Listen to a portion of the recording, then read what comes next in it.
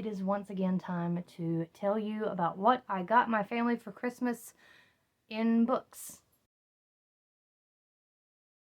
I think it goes without saying, and you can probably use context clues to figure out that I'm the reader in my family.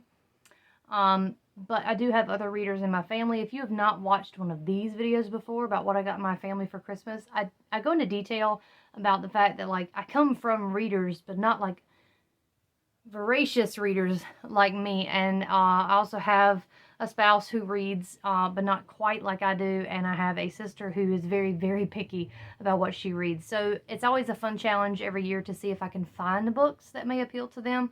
I try to do as many like thrifted things as possible because you never know what you're going to find at a thrift store. But I'm just going to really speed run through this.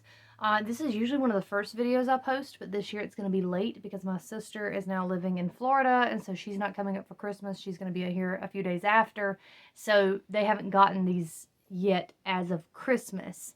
So I'm trying to post it so they can't accidentally, like, watch this video. Not that they watch my videos. You know, they're not good fans. But anyway, let me show you what everybody got. I'm going to start with the person who got the least amount of books this year, which is, like, Steven. So Steven only gets 2 books. He gets a little box. Because mainly I couldn't find books for him this year. I don't know. Last year there were things that he was looking for and things that he was interested in, and I could kind of surprise him. This year I went really basic with his stuff. The first book is kind of funny. It's a Klingon dictionary from Star Trek, and I don't know how useful it'll be for him, but it might be kind of funny. But then the second book I think he actually is really going to like, because so he has a Kindle, and he read this series on Kindle by an author called D.M. Pruden, and he really liked it, but his Kindle's been acting really funky, like it updated and pretty much deleted him from existence. So until we fix that, he has no access to these books. And they're these sci-fi books, and I kept asking questions about him. He's like, well, I don't think they made them physically. I think they were only like virtual books. But they're not. You can buy the Shattered Empire series on Barnes & Noble. That it wasn't cheap for what it is, but that's, I think, the kind of the cost you pay with this. But he's going to be excited, I think, that he can physically read that book, since he no longer can electronically read that book. So it might not be a lot, but I think it's a good haul nonetheless. So the next person that didn't get as many books, actually, you know what, he might have more books than my sister, but we're going to talk about my dad next. So my dad also has a small box of books, but that's just because his are a little bit thinner. My dad does like to read, but like I would love to tell you the genre. Last year I got him the like Mike Rowe book, and he got a This Old House book I found I'd enjoy, and he loved that.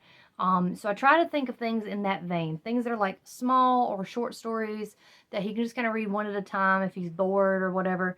And so here's what we went with. I found, it says, Death Will Have Your Eyes, and it's basically like James Bond, Bourne Supremacy, like Mission Impossible type book where somebody's like in the wrong with the government, and he kind of likes that kind of stuff, so maybe he'll enjoy it. And it's really little, so I just realized I gotta get the Ollie sticker off of it. I also at David Used Books found this New Stories from the Twilight Zone, very thin. Again, it's just little short stories that are like Twilight Zone episodes, and I think he'll really enjoy that. We kind of bond over our shared love of Twilight Zone, so I think that he'll enjoy that. The last book I got him was another collection of short stories. It's New Stories from the South, The Year's Best, and it's from 1990, which is kind of cool, because that's the year he and my mom got married, for whatever good or bad decision that was. And it's just stories about the Southern experience and growing up in the South, and I just feel like that's going to be something that there's at least one story that's probably going to hit for him. And the very last book I got my dad, I know what you're thinking, 4 books. I got Be Water, My Friend, which is sort of a biography of Bruce Lee. He was a kid of the 70s that was obsessed with Bruce Lee, and I thought this would be kind of a fun one to give him that's more like introspective and like philosophical rather than just kind of a quick and fun read. So he's got a pretty good haul. I gotta make sure I get the sticker off of that, but before I do that, let's talk about my mom's books. So my mom gets a big box. She is a reader. She likes to read. She reads a little slow, but we can't all read at the speed that I do. And she has certain series that she's looking into. Typically, I try to get her a new edition of The Secret Garden or Heidi or like Snow White, kind of her favorites. But she's been reading the Temperance Brennan novels that the TV show Bones is based off of. And so I got her this hardcover from David's, but I also, the 10th anniversary was on sale at Barnes & Noble, so it's the same book, but I don't know, she might like that she's got two of them. I also got the second book, Death du Jour, so she's got 1 and 2. She's got others in the series, but they're out of order, and she's like, oh, it doesn't matter if they're out of order. I'm like, yeah, it kind of does. And I probably could have bought her quite a few more of those, but I was like, okay, hold it back. Don't do all of them at one time. Save some for her birthday. So she'll probably get some more of those for her birthday. And then the last one, this was kind of for me, because I don't know if she'd like it, but we're going to find out. I'm going to give her Gone Girl, because I feel like she would root for Amy Dunn, I feel like. So we're going to give her Gone Girl. So she's got a pretty good haul. Again, only really 3 individual books, since those are the same book, but not too bad. And now we get to talk about the hardest person to shop for, and that is my little sister, Becca. Becca is getting a big book, but it's just because one of the books doesn't fit in the little box. My sister loves the Finley Donovan series, like, real bad. She loves that series. However, the new book doesn't come out until March. So I can't give her the new book because the newest book I already gave her when she graduated nursing school. So I don't have one to give her. And I was like, oh my God, what could I possibly give her as a book? I've gotten her Where the Heart Is before because we love that movie, and I figured she could read that. And I don't know if she has, but either way, I gave it to her. So instead, I have found 3 books that are similar enough that I think if she picked them up, she would like them. The first one is Every Time I Go on Vacation, Someone Dies, and this is about an author who, like, there's people dying around her, and there's, like, a guy, and I think that mixture of silliness and murder and romance is kind of what gets Finley Donovan across to people, and, like, why my sister likes it, so maybe this will hit.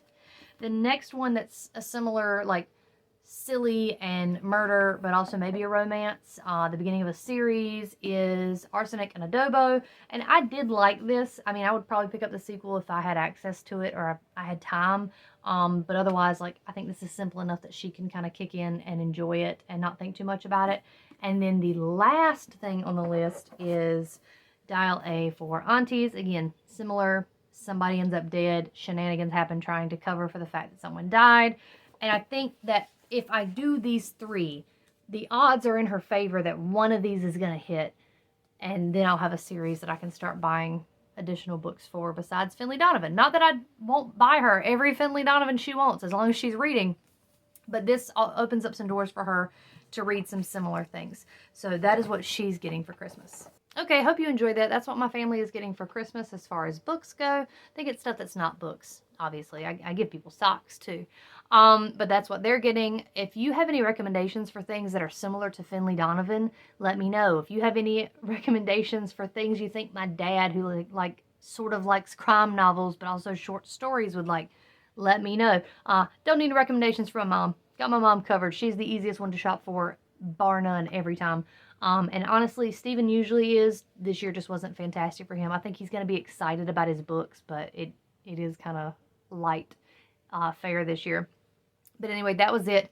I'm going to go wrap these officially now, like tissue paper, tape, and all that jazz, now that everything is here. And anyway, yeah, that's it. Bye.